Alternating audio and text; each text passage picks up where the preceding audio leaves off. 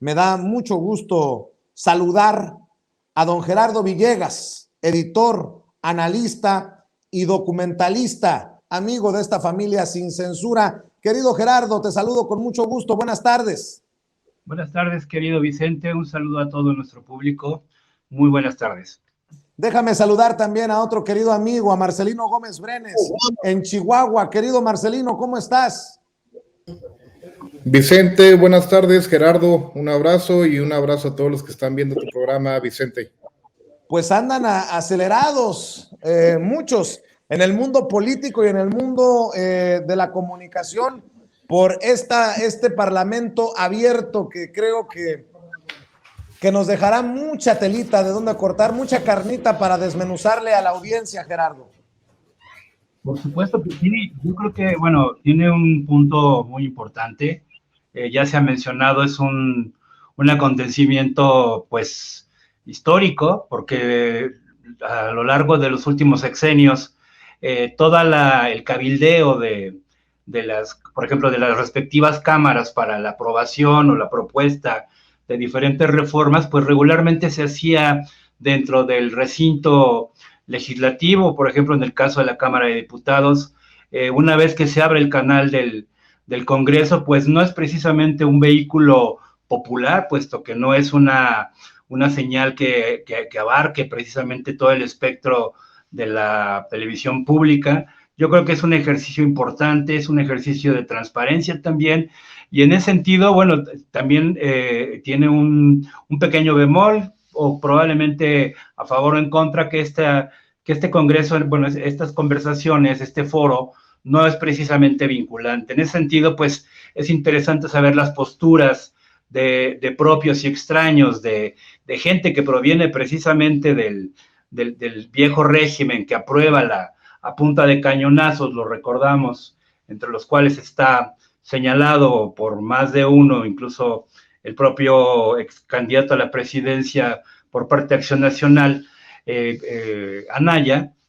Entonces, en ese sentido, pues, es un buen ejercicio. Yo creo que habrá que ver el desarrollo de esta primera mesa. Lo importante también es que hay grandes personalidades, tanto de los gobiernos, bueno, del gobierno local, los gobiernos del interior de la República, y bueno, pues habrá que sacar conclusiones, y algo muy interesante sería que también en un momento dado, pues este foro también atrajera la cuestión escrita, es decir, que se repartieran pues las memorias posteriormente para también ver cuál ha sido la repercusión de este ejercicio democrático, que bueno, pues hay algunas fuerzas políticas que se lo están prácticamente atribuyendo, pero bueno, en ese sentido yo creo que es positiva el ejercicio en este sentido, sobre todo en el aspecto del diálogo público, del diálogo abierto, y sobre todo también con los ojos de la ciudadanía puestos sobre esta discusión tan importante para nuestro país y para el futuro de nuestro país. Así es, y debo de decir también que se van a ir a exhibir algunos solitos, Marcelino Gómez Brenes, como los de Movimiento Ciudadano. Jorge Álvarez Maínez, el coordinador de Movimiento Ciudadano en la Cámara de Diputados, escribe en redes: hoy comenzamos a discutir la reforma eléctrica. Mientras otros van a hablar del pasado, la bancada naranja va a hablar de futuro, con evidencia y escuchando a las y los expertos sobre las implicaciones científicas, económicas y ambientales. No, pues sí, esa es la cosa, que no les gusta que les recordemos las canalladas que le han hecho al pueblo de México, como la mismísima reforma energética de Peña Nieto que se aprobó con cañonazos. Pero ¿cómo vamos a hablar del pasado, mi querido Marcelino Gómez Brenes? Pobres estos, ¿eh? Hay que hablar del pasado, Vicente, porque es importante que todas y todos recordemos, que hagamos un gran trabajo con el pueblo de México para dejarlos claros que la situación, incluso de la Comisión Federal de Electricidad, como de Pemex, como de la educación en nuestro país, como de la salud, se encuentra en estos momentos en un proceso de transformación y de levantarse con el gobierno de la Cuarta Transformación, pero porque fue destruida, porque fue marginada gracias a los gobiernos neoliberales del pasado que este tipo apoyó y que Movimiento Ciudadano respaldó, ¿verdad? Entonces es muy importante este ejercicio, este parlamento abierto, es importante la discusión, que se escuchen todas las voces. Ya vamos a darnos cuenta, y ya nos hemos dado cuenta en el transcurso del día de lo que sabíamos que iban a opinar, de lo que sabíamos que iban a defender. Al fin de cuentas son voceros de las transnacionales, son voceros del sector privado rapaz que se comió a este país en los últimos 30, 40 años, y también es muy importante, fuera de este parlamento abierto, lo que hacen espacios como el tuyo, Vicente, lo que hacen los nuevos medios de comunicación libres, independientes. Es muy importante el ejercicio que están haciendo mexicanas y mexicanos, mismos miembros de nuestro movimiento, en el territorio, en las colonias, en los barrios, informando a la gente sobre de qué trata esta reforma energética que está proponiendo el presidente López Obrador, la importancia de recuperar a la Comisión Federal de Electricidad para los mexicanos, la importancia de que seamos, pues que tengamos soberanía energética, que ya no dejemos que un puñado de ambiciosos pseudoempresarios, de políticos con intereses, incluso en otros países, pues bueno, estén dictando la política energética de nuestro país. Es momento de que tomemos las riendas en ese sector, como ya se hizo en el pasado. Eso también es importante recalcarlo para este diputado que pareciera ser que lo que quiere es que la gente olvide las tropelías, las canalladas que hicieron los gobiernos pasados con el apoyo de Movimiento Ciudadano y sobre todo con el apoyo de ellos. Y es que el llamado es urgente del presidente Andrés Manuel López Obrador, hoy que regresó a la mañanera después de estar aislado por su segundo contagio de COVID-19, Gerardo, porque dice el presidente que mantener la misma legislación en industria eléctrica significa destruir a la Comisión Federal de Electricidad. Pues, ¿qué parte no se entiende de esto? ¿De qué lado quieren estar en la historia los legisladores, los políticos, todos los que participen y los que tengan algo que aportar u opinar sobre este tema, ¿no, Gerardo?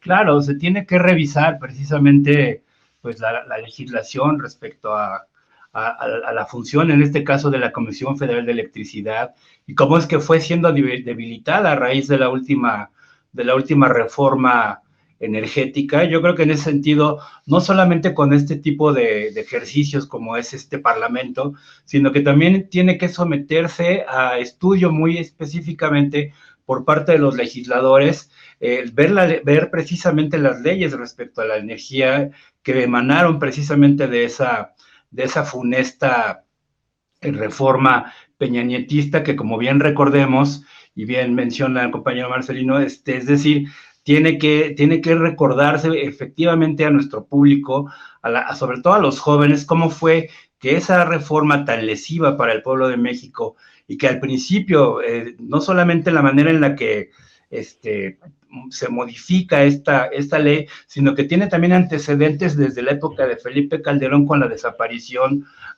arbitraria y prácticamente criminal de la Comisión de Luz y Fuerza del Centro. Es decir, habremos de recordar y habremos de estar a la altura también como público, como comunicadores, a que precisamente estas legislaciones se adecúen precisamente a los tiempos actuales, y sobre todo no solamente en el sector eléctrico, sino, lo hemos mencionado también, se menciona también en el sentido del nuevo, aparentemente del oro negro nuevo, que son los yacimientos de litio en ese sentido, ¿no? Yo creo que es un muy buen llamado, es un buen llamado de atención, no solamente a los actores que están actualmente en el Parlamento, sino también directamente a las fuerzas políticas que encabezan el poder legislativo, Vicente.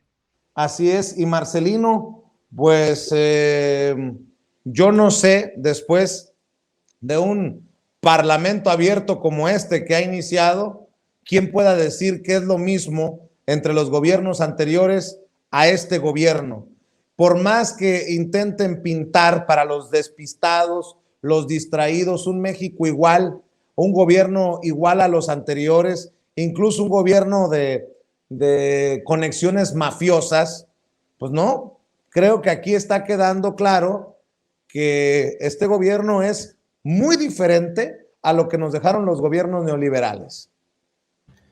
Así es, Vicente, porque a través del Parlamento abierto, pues bueno, obviamente se les da cabida para que expresen sus puntos de vista y hay que rescatar lo que tú comentas y lo que comenta Gerardo, por eso la importancia del mensaje del presidente y la urgencia en este tema, porque hay que, a través de este Parlamento abierto, pero sobre todo con la información, con estas campañas que se están dando de información con la gente en los barrios, en las colonias, en todos los municipios del país, se tiene que ejercer una presión sobre los legisladores para que vayan en el rumbo que quieran, ¿verdad? En torno a esta reforma energética, pero que la gente, conociendo los antecedentes, conociendo el pasado, lo que no quiere que haga Movimiento Ciudadano, conociendo los antecedentes, pues bueno, pueda el pueblo de México ejercer una presión sobre los legisladores para que definan de qué lado de la historia van a estar, porque sabemos que no basta con los legisladores que tienen por parte del movimiento, requerimos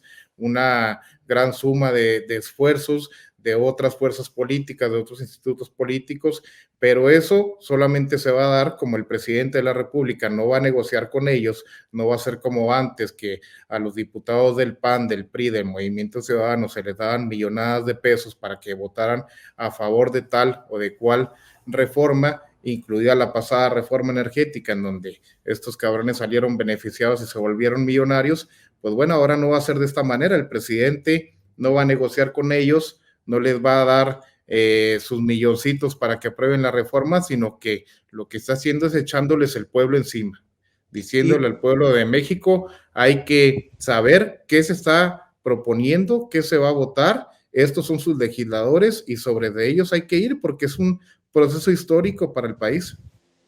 Y precisamente hoy en la mañanera, en su regreso a la mañanera, el presidente Andrés Manuel López Obrador deja claro que este gobierno no es como los otros. Recordó en Palacio Nacional temprano, Gerardo Marcelino, cómo y cuándo Calderón condonó 5,000 millones de pesos en impuestos a Banamex y Peña Nieto 10,000 millones. Comentó que en la venta de Banamex se tiene que buscar un equilibrio entre solvencia económica y no concentración, que se ha abusado mucho, dijo el presidente Andrés Manuel López Obrador, pues en tiempos de Calderón le condonaron más de 5,000 millones de pesos en impuestos y más de 10,000 millones con Peña. Dijo que se necesita ser masoquista al defender un modelo así. Y pues si puedo, suscribo, Gerardo, masoquista. Por supuesto, bueno, en este caso porque la discusión está centrada en la venta de City Banamex, que por cierto también, se ha visto involucrada en escándalos, por ejemplo, en el caso de Oceanografía, vemos que la banca City Banamex no es precisamente una banca honesta, ellos vendieron créditos a nombre de Oceanográfica con la promesa de ser pagados con pagarés, valga la redundancia, de Pemex, ventas que nunca se realizaron y hubo un desfalco ahí terrible, o sea, se facturaron 585 millones en colusión entre los ejecutivos altos de Citibanamex con la gente de Oceanográfica y solamente fueron sustentables 185 millones de dólares en ese sentido, es decir, no es precisamente una banca que haya gozado de grandes beneficios. Ellos han tenido una utilidad, por ejemplo, bruta desde su compra en 2001 de 300,000 millones de dólares de utilidad neta. Es decir, y cuando Vicente Fox avala de la mano de su salinista secretario de Hacienda la venta precisamente de Banamex, pues se brincan 35,000 millones de dólares que no fueron pagados precisamente a la hacienda pública. Es decir, había una colusión desde antaño. La consideración que hace López Obrador el día de hoy, precisamente de recordarle al público cómo se las gastan estas empresas en colusión con los gobiernos neoliberales, porque recordemos que Gil Swart proviene precisamente del seno del Instituto Tecnológico Autónomo de México, la cuna del neoliberalismo tecnócrata, el ITAM, y también estudia en el Colegio de Economía de Chicago, de donde proviene precisamente la teoría de Milton Friedman. A ver, Gerardo, perdón, te ofrezco una disculpa por interrumpirte y les pido a los compañeros que corrijan el nombre de don Gerardo. ¿Te refieres a Gil Suart o a Gil Díaz? A Gil Díaz, a Gil Díaz. Es que dijiste Gil Suart, o al menos entendí Gil Suart y dije, carambas. Pero no, nada más aclarando, porque luego no vaya a querer Gil Suart demandarnos. No, tienes razón, Gil Díaz proviene precisamente de la cuna del neoliberalismo, es un consejero, él fue subsecretario de Hacienda durante el periodo de Carlos Salinas de Gortari y hereda la Secretaría de Hacienda y Crédito Público con Vicente Fox. Él es quien avala este trinquete de la venta de Banamex. Y bueno, ahí es donde poco a poco vamos viendo retrospectiva cómo es que el prianismo ya realmente venía fraguándose desde la sucesión presidencial de Vicente Fox. Son gente que proviene del antiguo régimen priista. O sea, Gil Díaz milita en el Partido Revolucionario Institucional desde 1979. Yo creo que es un gran ejercicio por parte del presidente recordarle esto al público, sobre todo a las nuevas generaciones. Y bueno, digo que en ese sentido, por ejemplo, Banamex fue la segunda empresa ayudada por el sistema financiero, bueno, de Hacienda de México, pero Televisa estaba por encima, precisamente, en la evasión de impuestos, que estaba amparado precisamente por las leyes que se hacían a modo en su momento, en detrimento del pueblo de México. Y bueno, y recordemos también el papel de Banamex durante el proceso del famoso Fobaproa. Vicente. Así es. Marcelino Gómez Brenes, pues precisamente por esto no debemos de olvidarnos de lo ocurrido, del pasado, a pesar de que desde Movimiento Ciudadano digan otra cosa, y porque, híjole, pues esta venta de Citi, de Banamex, también debería de sentar un precedente a la hora del pago de impuestos. Imagínate que lo termine comprando Ricardo Salinas Pliego, un hombre que debe tantos impuestos al fisco, pues que pagues lo que le corresponde, es lo que quisiéramos todos los mexicanos. Solo como ejemplo.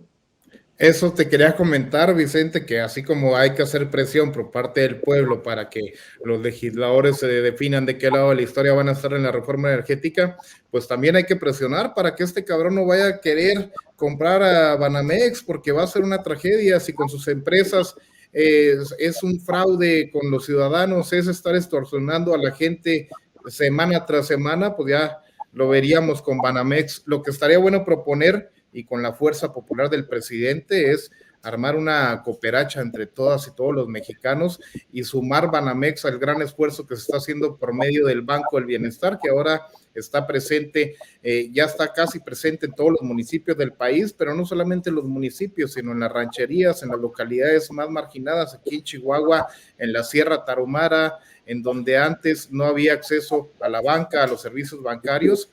Y bueno, hablando del pago de la condonación de los casi 15 mil millones de pesos que condonaron entre Felipe Calderón y Peña Nieto, pues bueno, vamos a ver si se recupera por lo menos un poco de lo robado, ya sin contar lo del Fobaproa, porque para eso no alcanza, pero un poco por lo menos de lo condonado a través del pago de impuestos de esta venta. Eso es lo que ha dejado claro el presidente, que no se va a condonar un solo peso, que es momento de que todos estos cabrones pagan impuestos, que Salinas termine de pagar esa enorme deuda que tiene, que bastante nos ayudaría por acá en Bienestar para seguir pagando los programas sociales, para poder seguir beneficiando a la gente que históricamente fue excluida por esos mismos gobiernos, Vicente. Así, y bueno, muchos quisieran que no se viera el pasado, pero qué bueno que no les hacemos casos. Les hacemos caso, Gerardo. Estaba viendo esta nota que publica, sin embargo, MX. La Fiscalía General de la República pide a la Función Pública informes sobre el gobierno de Silvano Aureoles en Michoacán. La Fiscalía General de la República inició una carpeta de investigación en contra del exgobernador de Michoacán, el perredista Silvano Aureoles, por posibles actos de corrupción cometidos durante su mandato. La Fiscalía Especializada en Materia de Combate a la Corrupción integró la carpeta de investigación y a mediados de diciembre pasado solicitó a la Secretaría de la Función Pública información sobre los procedimientos administrativos que se hayan abierto en contra del exmandatario con motivo del ejercicio de sus funciones, según un oficio de la Fiscalía General de la República que obtuvieron los colegas de Sin embargo. La petición de alta prioridad fue hecha con la finalidad de obtener elementos necesarios para establecer y agotar las líneas de investigación que se contemplan en la carpeta en la que se indaga la posible comisión de delitos cometidos por servidores públicos que se contemplan a su vez en el catálogo del título 10º del Código Penal Federal.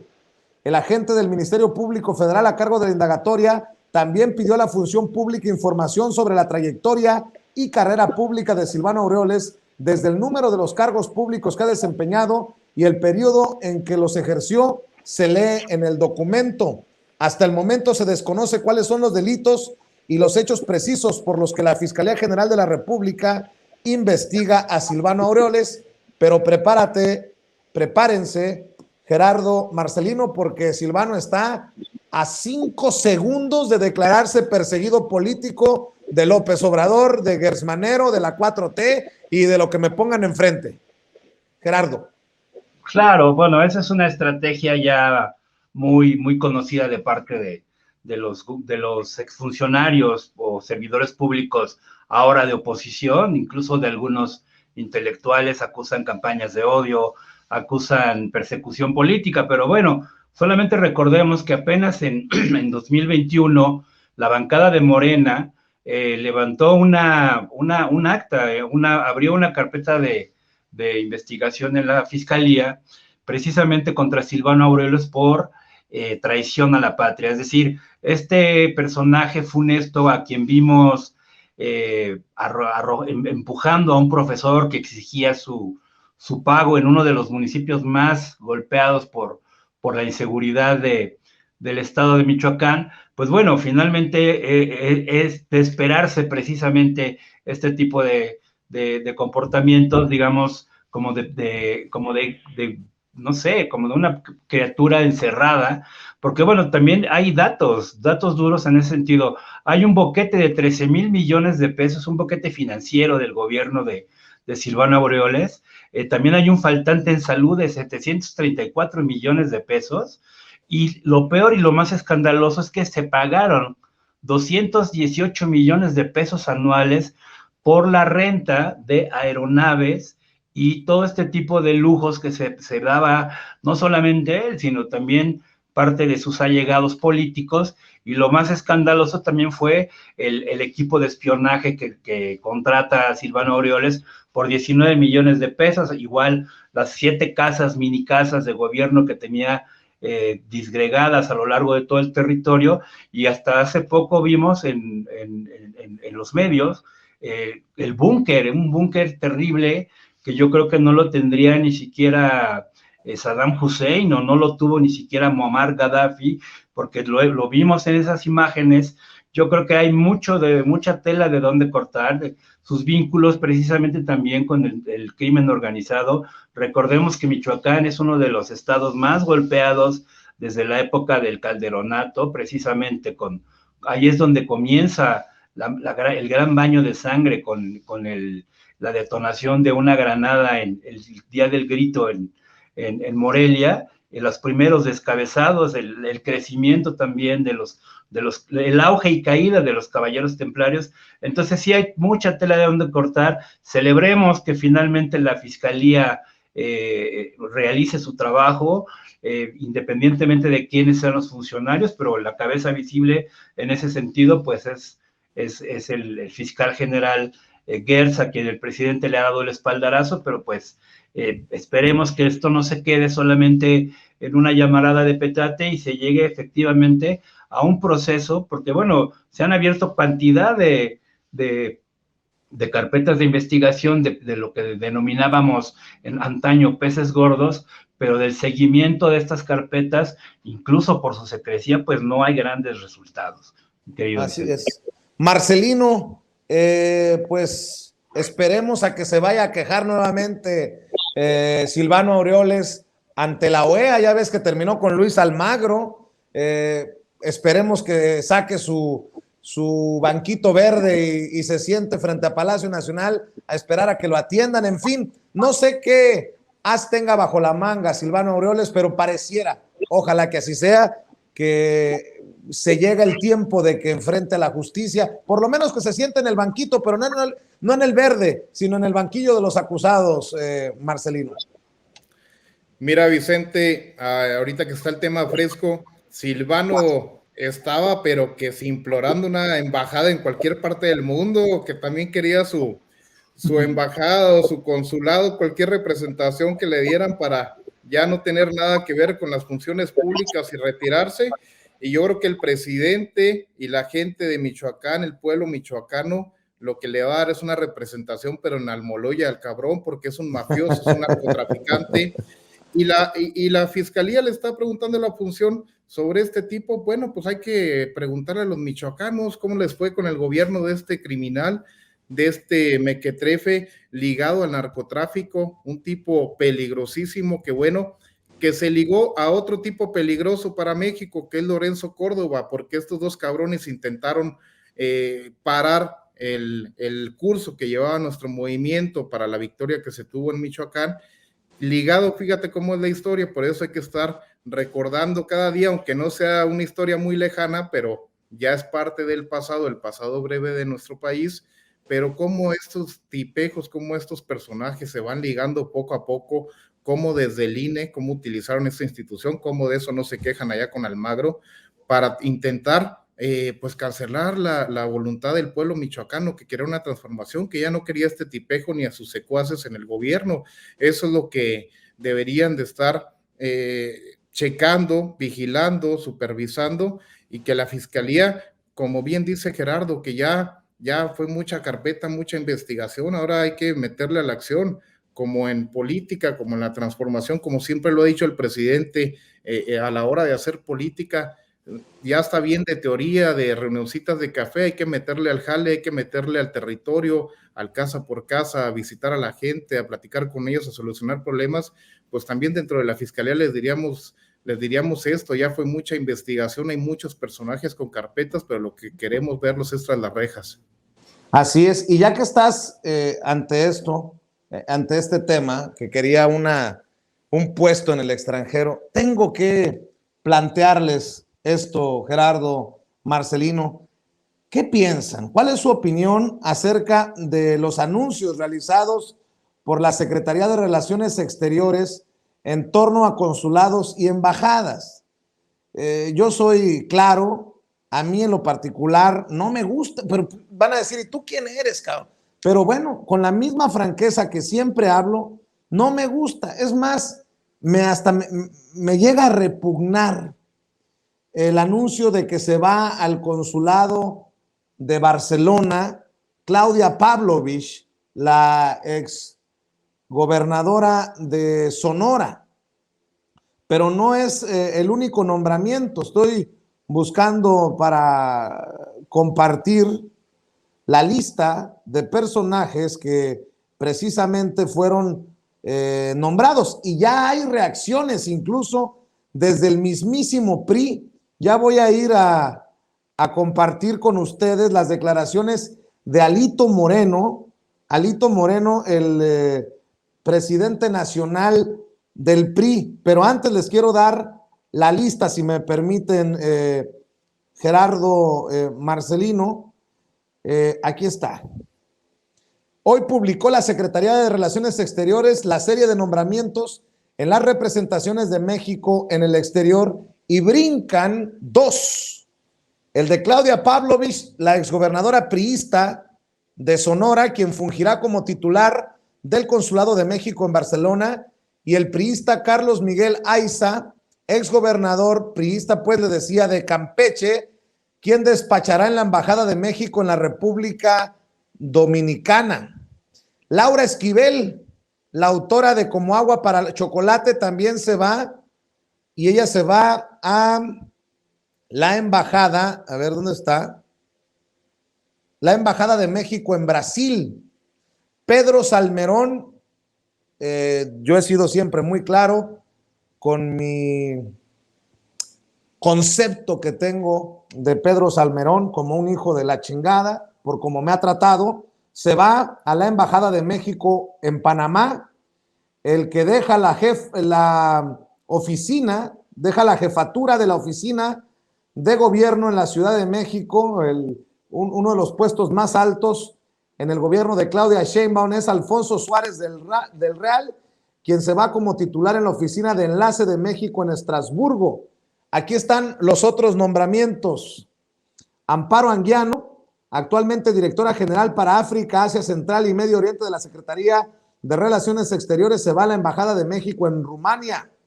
Bruno Figueroa, actual embajador en la República de Corea, se va a la Embajada de México en Portugal. Marcos Moreno Báez, actualmente comisionado de la Secretaría de Relaciones Exteriores en la Secretaría de Gobernación, se va al Consulado General de México en Nogales. Norma Pensado, actual embajadora de México en la Federación de Rusia, se va a la Embajada de México en Dinamarca.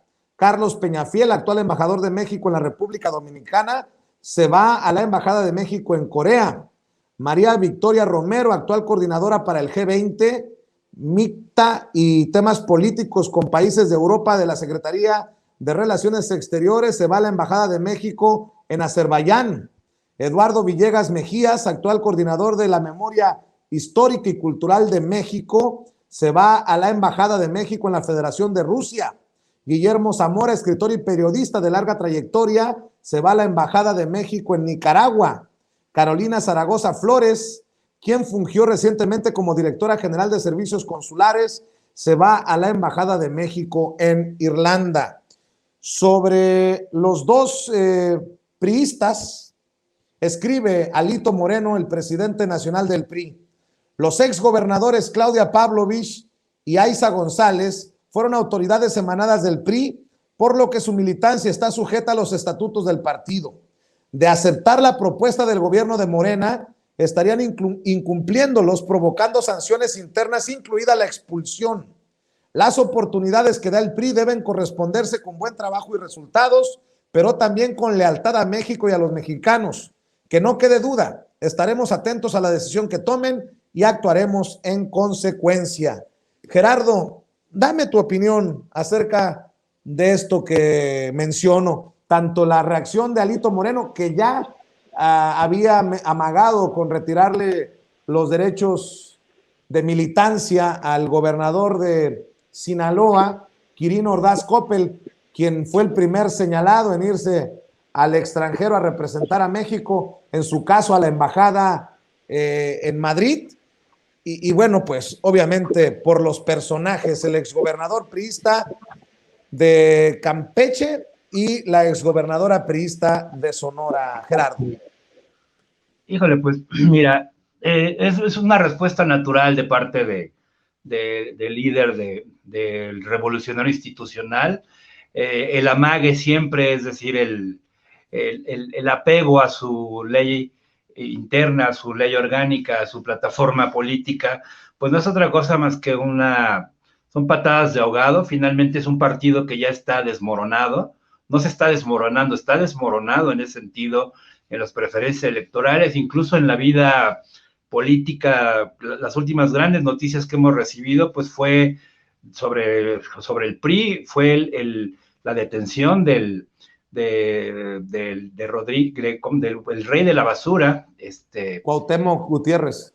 Cuauhtémoc Gutiérrez. Entonces, es una reacción natural. Por otro lado, yo creo que es decepcionante, en lo personal, este tipo de nombramientos, porque si en un momento dado, cuando se forma, por ejemplo, el nuevo gobierno de la Cuarta Transformación, hubo grandes cuestionamientos de parte de la opinión pública por el hecho de que incluir al propio Bartlett, el propio Gertz Manero, que por cierto, Gertz Manero inicia su carrera política en la época de Echeverría, nada más y nada menos como asistente de Pedro Ojeda Paullada. Entonces, este tipo de nombramientos, por ejemplo, en el caso de la Pavlovich, recordemos no solamente su intervención, como bien lo mencionaste hace rato, en el asunto de la guardería ABC, sino que también hay un punto en el que el Grupo México comete grandes delitos ambientales. La Pavlovich apenas en el año 2015, no recuerdo bien, se planta muy serena, muy firme y dice que Grupo México no ha cumplido con su parte, fue 2015 esto, perdón, su parte de rehabilitar y de pagar precisamente este terrible accidente que ha quedado prácticamente impune, y apenas hace un par de años, en 2019, pues entrega la recuperación, una recuperación de la zona afectada, pues precisamente a base de dádivas, de becas, de rehabilitación de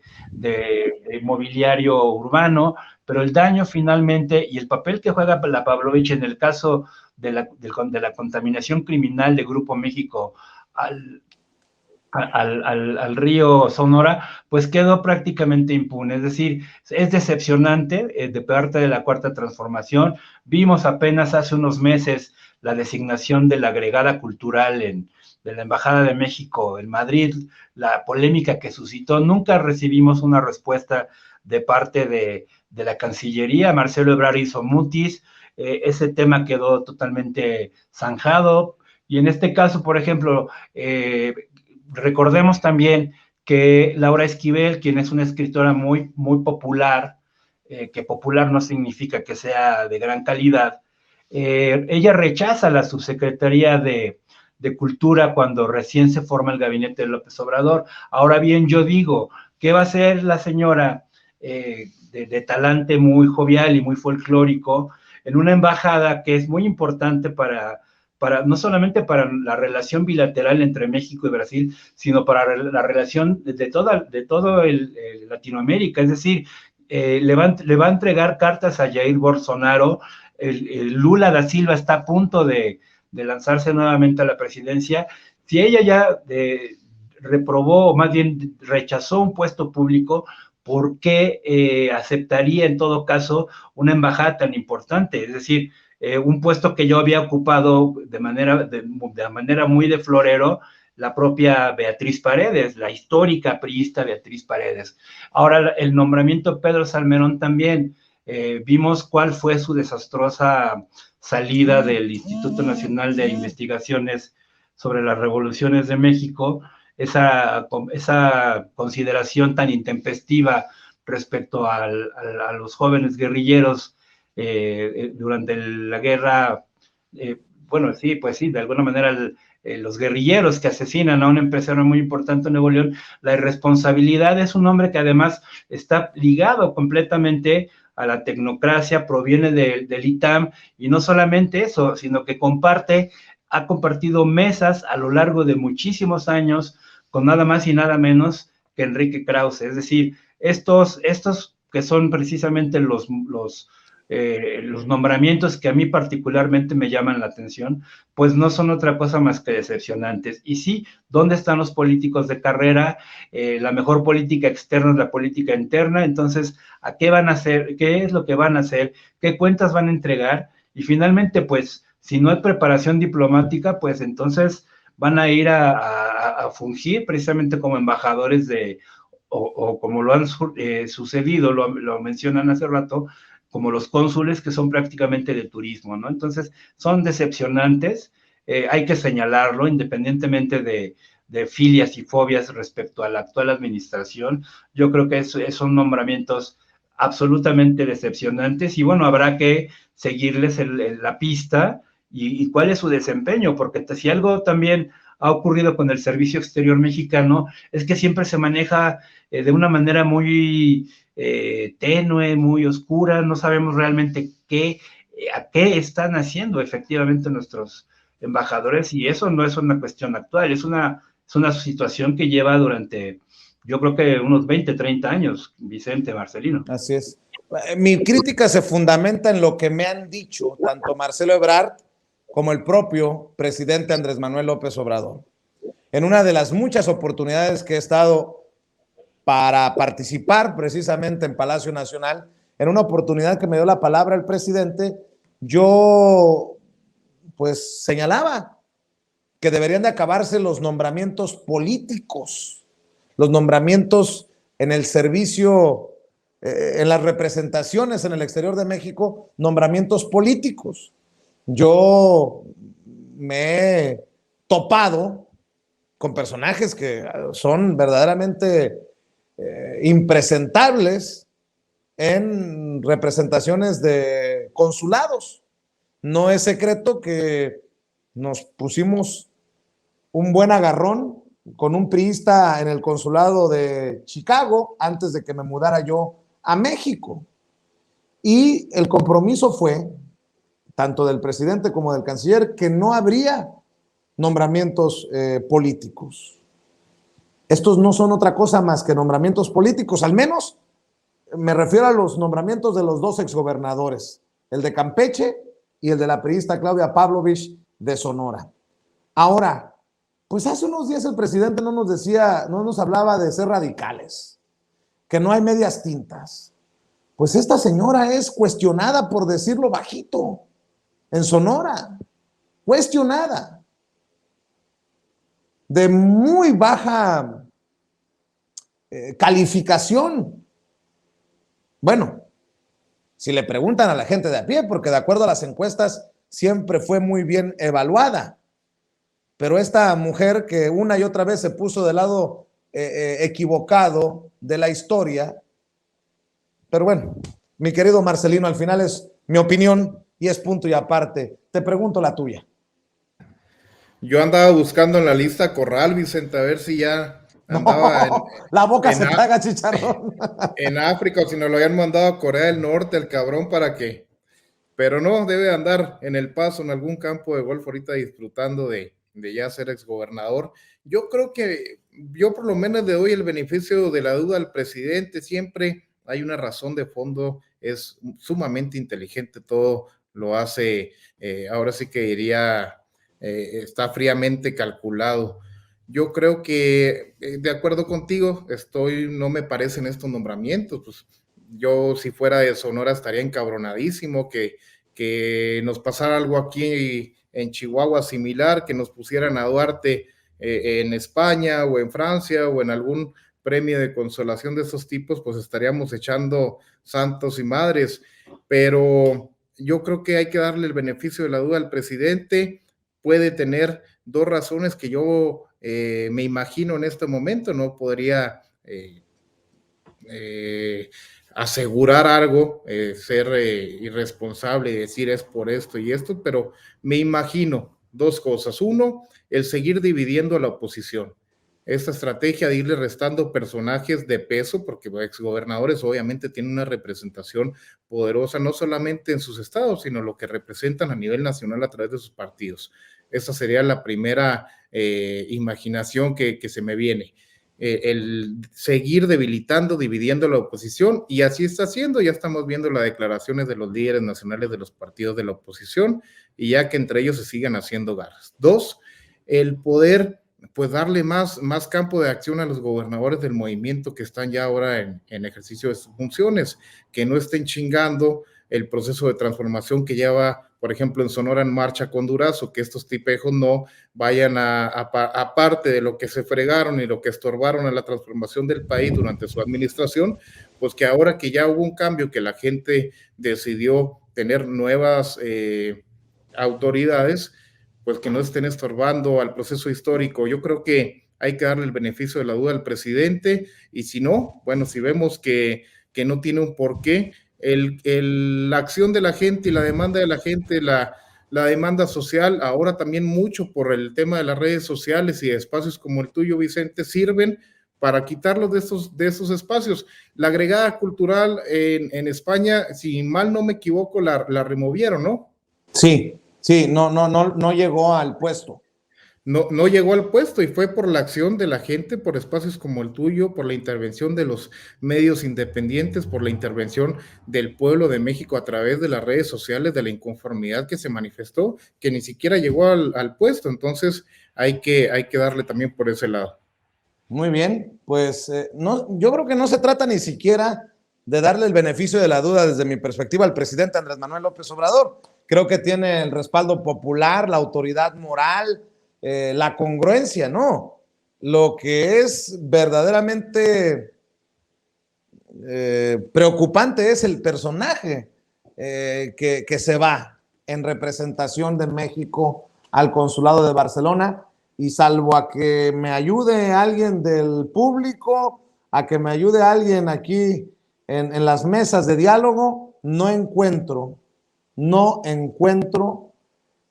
bases, no tiene experiencia, va de aprendiz de cónsul, como en tiempos de Luis Videgaray, que fue el aprendiz de canciller, va de aprendiz de cónsul la ex gobernadora de Sonora, Claudia Pavlovich. Bueno, pues cerremos, Marcelino Gómez Brenes, invitando a la gente para que te apoye, para que te busque en redes sociales, Marcelino. Muchas gracias, Vicente, como siempre, por el espacio. Estamos a la orden desde Chihuahua, apoyando la Cuarta Transformación, y en redes sociales como Marcelino Gómez Brenes en Facebook, Twitter, Instagram y YouTube. Un abrazote y también un abrazo, Gerardo. Gracias, mi querido Marcelino, y precisamente, maestro Gerardo, ¿en dónde te encuentran a ti, el maestro Gerardo Villegas, editor, analista y documentalista? ¿En dónde te encuentran en redes sociales? ¿Cuál es tu página? Pidamos el apoyo de la audiencia de Sin Censura, Gerardo. Bueno, los invito a mi página web, www.pleroma.com.mx.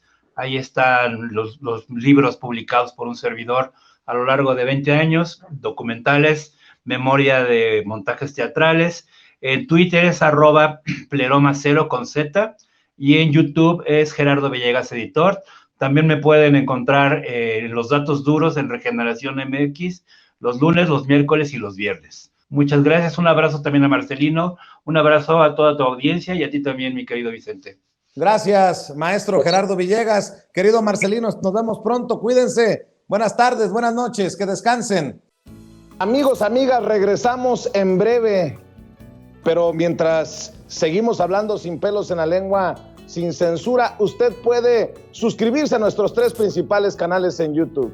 Sin Censura Media, en donde tenemos más de 1.600.000 suscriptores, Sin Censura TV, en donde tenemos más de 1 millón de suscriptores, y en Sin Censura Presenta, en donde queremos llegar muy pronto a los 100,000 suscriptores. Si usted ya está inscrito en Sin Censura Media, suscríbase en Sin Censura TV. Si ya está suscrito en Sin Censura TV y Sin Censura Media, suscríbase a Sin Censura Presenta. Recuerde que es gratis, no tiene que sacar un solo centavo de su bolsillo para apoyarnos. Dele clic en la campanita para que los señores y señoras de YouTube envíen las notificaciones cuando estemos transmitiendo en vivo y en directo o estemos subiendo videos.